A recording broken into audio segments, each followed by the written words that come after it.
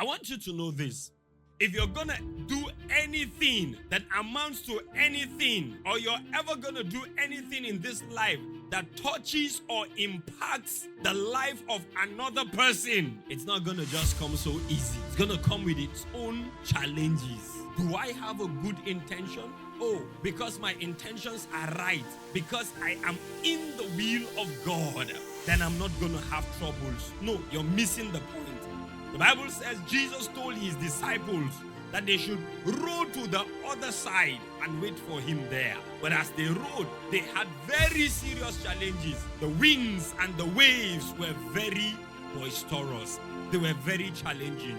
So the question is, did God send them? Of course, it was Jesus himself that told them to go to the other side. But on his instructions, they began to have the wind and the waves give them serious challenges. So it means that your intentions are right, that you are in the will of God, does not mean that you're not going to have troubles and you're not going to have challenges. No, it doesn't mean so. The presence of problems is not an authentication or a proof that you have been sent by God. Neither is the absence of troubles a proof that you were sent by God. Because a lot of people, when they see troubles, they say, now I know that it is God that has sent me. When things begin to go smoothly, say, I knew now, if God had not sent me, I would have had troubles, but now things are going smoothly. No, that's not the case. We see in the Bible, Jesus sent his disciples, say, go to the other side. And as they went, the winds would not allow them.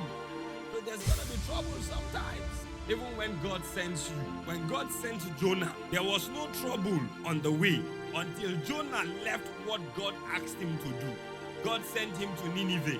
He decided to go to Tarshish. On the way to Tarshish, that was where the problems began.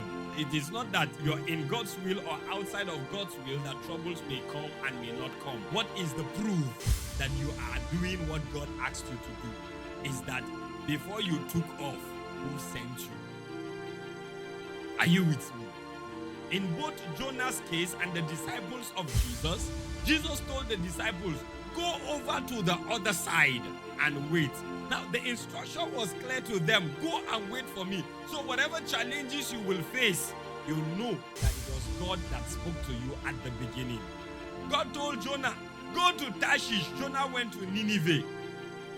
It was not whether fish swallowed him or didn't swallow him that is proof that God sent him. It was that he heard the instructions before he took off from shore. What have you heard? What are you seeing? You should be hearing from God. You should be responding.